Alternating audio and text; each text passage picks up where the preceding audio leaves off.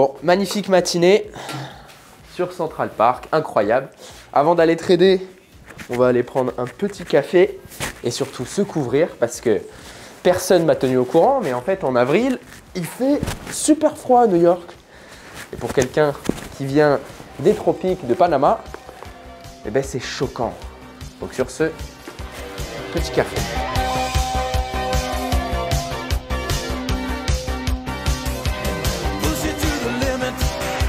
Alors les cafés sont récupérés. Aujourd'hui, je t'emmène pour une journée avec moi à New York. Grosse journée, journée importante pour moi en tant que trader.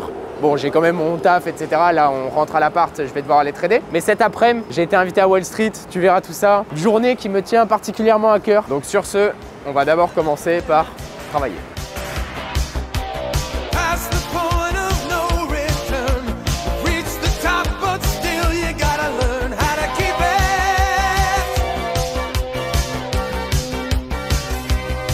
Alors là, on se retrouve dans ma session de travail matinale. On est sur l'ouverture de la session de New York. Je n'ai aucune position court terme FX qui est en cours. Je regarde très attentivement un short sell potentiel sur Swiss Yen, principalement pour des raisons macro, des raisons fonda. On a le yield spread differential qui tend réellement à la baisse, assez logique quand on sait que la Swiss National Bank, donc la banque centrale suisse, est une des banques centrales les plus dovish et on attend à ce qu'elle cut ses taux à la prochaine réunion. Et à l'inverse, le yen japonais avec la BOJL qui est bien plus hawkish, même si on voit le yen japonais s'en prendre plein la gueule. Mais je pense que si on voit un petit retour risk-on, c'est-à-dire les equities reprendre de la valeur, on pourrait voir ce Swiss yen chuter. Donc c'est ce que je regarde attentivement. Mais pour le moment, ici, on voit aucune confirmation de ce renversement. Donc je reste très patient. Ça, c'est la première chose que je regarde. Et deuxième chose que je regarde attentivement, c'est de l'arcade. Encore une fois, pour des raisons macro, on a eu une surprise de la Fed avec une inflation bien plus forte qui vient remettre en cause la rhétorique des 3 cuts de taux pour 2024, qui je pense on ne va pas voir. Et à l'inverse, les CPI canadiens qu'on a pu voir la semaine dernière sont sortis vraiment comme attendu, ce qui est un très bon signe pour le Canada, comme quoi ils arriveraient à faire revenir leur inflation à leur target de 2%. Donc ça, c'est aussi quelque chose que je regarde, mais encore une fois, aucune exécution possible pour le moment. Il faut savoir être patient. Wow, alors… petite note, mais si ce que je suis en train de t'expliquer, ça te paraît extrêmement complexe ou alors c'est quelque chose que tu aimerais comprendre et que tu aimerais développer, sous cette vidéo, je t'ai mis un lien où tu vas pouvoir réserver un appel complètement gratuit avec moi ou un membre de mon équipe pour justement pouvoir découvrir un petit peu si le trading, c'est quelque chose qui serait adapté à ta situation. Sur ce, on retourne tout de suite dans la vidéo. Mon mois d'avril est mon meilleur mois de 2024. Donc dans ce genre de scénario, on est plutôt sur une fin de mois. Mon but, c'est de ne surtout pas rendre mes profits au marché. C'est déjà assez compliqué de réussir à sortir des profits du marché, mais alors derrière, ton objectif, c'est réellement de ne pas les rendre. On a sinon, en ce début de semaine, aucune nouvelle avec la situation Iran-Israël qui cause un rebond sur les risk-on assets, donc dollar australien, néo-zélandais, S&P, equities, crypto. Donc j'ai évidemment mes positions long terme qui, elles, sont toujours en play.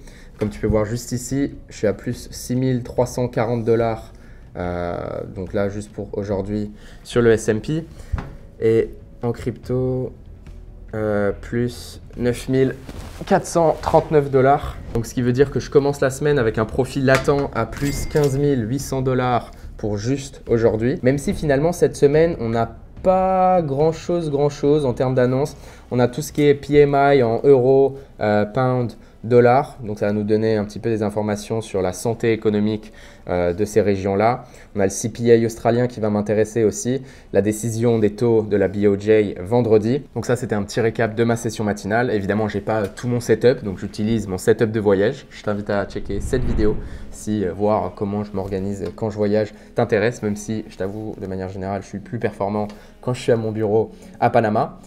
Sur ce, je pense, petit house tour.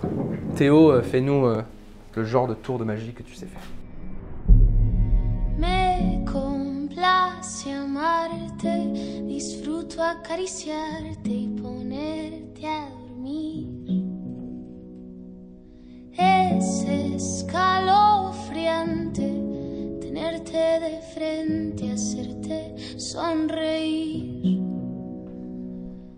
Bon Elliot, est-ce que tu es toujours dans ta session de trading dans l'océan turbulent des marchés financiers? Non, non, là j'ai fini ma session perso. Donc là, je réponds à tous les messages qu'il y a pu y avoir dans le Workspace Slack, là où il y a toute la communauté de traders, clairement la meilleure communauté de trading en France, dans toute la France, Canada, Suisse, Luxembourg, tout ce que tu veux. Puis je regarde un petit peu les derniers résultats qu'il y a pu y avoir. Là, Salvador, message qui me fait, va pas me réveiller parce que j'ai déjà fini ma session, mais qui me fait toujours chaud au cœur. Salut Elliot, je voulais te remercier pour tout. Grâce à toi, je peux affirmer que ma situation financière avance de plus en plus. J'ai appliqué tout ce que tu as appliqué à la lettre. Tu es vraiment un bon mentor. Merci. Kylian qui a pris x 1,65 sur un seul trade, qui était sur un Aussie CAD, trade que j'avais aussi.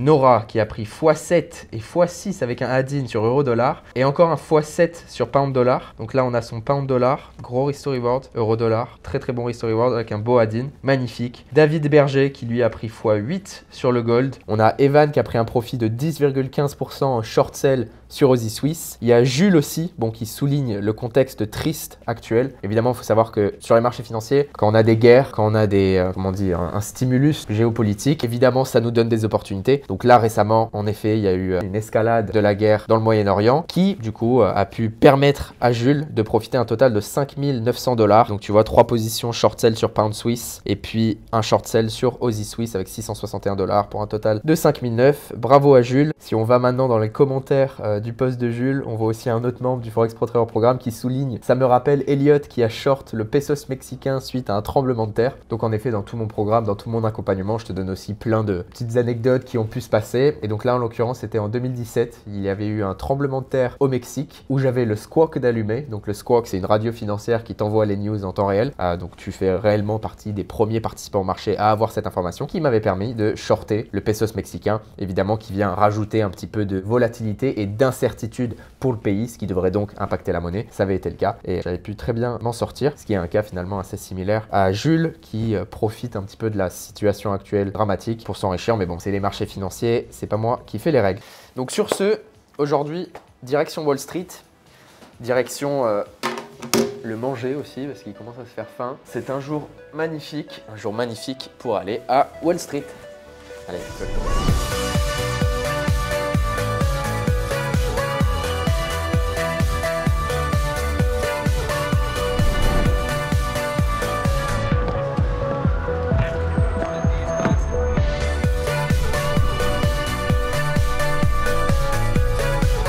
Alors on vient juste de quitter l'hôtel, direction maintenant le sud de Manhattan, donc Wall Street, où j'ai eu le privilège d'être invité au New York Stock Exchange. Il faut savoir que le New York Stock Exchange, outre d'être un rêve de gosse, c'est surtout un lieu qui n'est pas ouvert au public, qui ne fait pas de visite. Donc c'est vraiment un honneur pour moi d'avoir été invité, et surtout invité pas par n'importe qui. Et ça, tu vas le découvrir. Donc c'est une exclusivité française, je suis trop content, rêve de gosse. Sur ce, allons au New York Stock Exchange.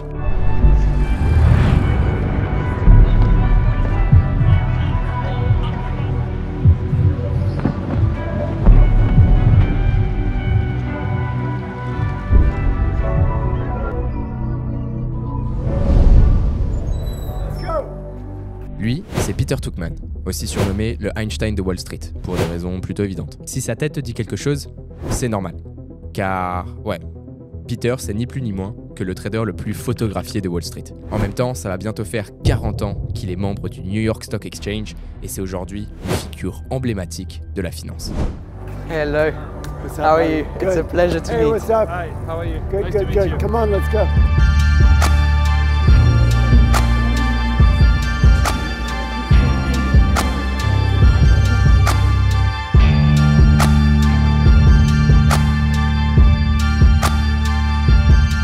So, this is the crash of 1929. Okay, that was the year, obviously, the day that the world came to a standstill. That's where we walked in the building, right? The street looks the same as it did 120 years ago, except that you see the Model T Fords there. And then people back then used to wear different hats to demarcate how wealthy they were, right? So the guys in the bowlers were the guys with a bunch of money. Then you And had these ones, I guess. The brokers are the fedoras. They were sort of a bit of the hustlers, and these were sort of the street kids who were wearing the cabbie hats. So which hats would you wear? I wasn't around in 1929. This is 1955. So there's the floor. This is the floor of the exchange where you just were, right? We were standing over here. I'll walk you around so you can see it. On the outside of the room are all the brokerage firms. These are the market making firms, which you'll see from here. That's the bell. Yeah. Right? It's all men. Obviously, you can see guys raising their hand. Those are where the brokers would stand and wait for a squad to come up and give them. That was the beginning of open outcry. Although we did it from an early time. This is 1985. Computers came in 83. Right, so we had these, we did not really accept computers here till a little bit later. In 85, we started dealing with these Quotron machines, which were basically a static teleprompter that used to give the market and stocks where the buyers and sellers were. But here you get a sense of the adrenaline and excitement around the floor. There were 8,000 people on the floor back then. There's a broker raising his hand. 8,000 people? 8,000 people. So you had 1,300 brokers. You had market makers. You had clerks. Backup clerks, reporters, not financial reporters, but reporters who are the people who are putting the trades on the tape, right? So you had a huge support staff behind the brokers and all the trading that went on. It's kind of the origin, I sort of look at it as the origin of the blockchain. Okay, so here, guys, we're in the balcony of the New York Stock Exchange, okay? The greatest financial institution in the world, built in 1903. The ceiling is all gold. The walls are all hand-cut Italian marble. Come into my world. Come into my life. I could talk to you about the day that Jules Marcus, a market maker, had a heart attack on the floor of the stock exchange, and they were trading over his body because they could not stop trading until the medical examiner came. He took 300-something million. He's only paid back 30 or 50 million. So there's still $250 million of people who didn't deserve to be stolen from or robbed, and he's making $500,000 giving stupid speeches about how to sell a pen, and he hasn't paid those people back.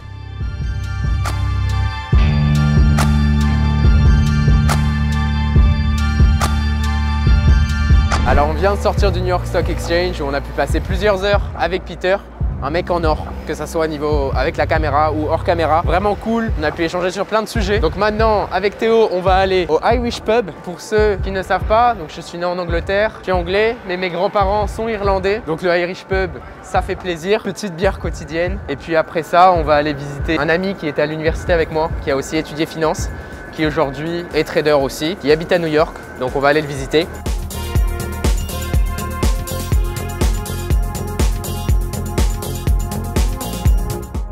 Bon, au final, avec Théo, on s'est enfilé plus que juste une bière.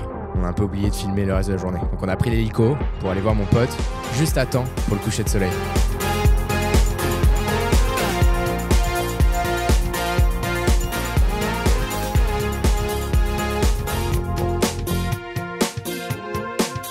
En 2014, quand je me suis lancé dans le trading, jamais j'aurais imaginé vivre la vie que j'ai aujourd'hui.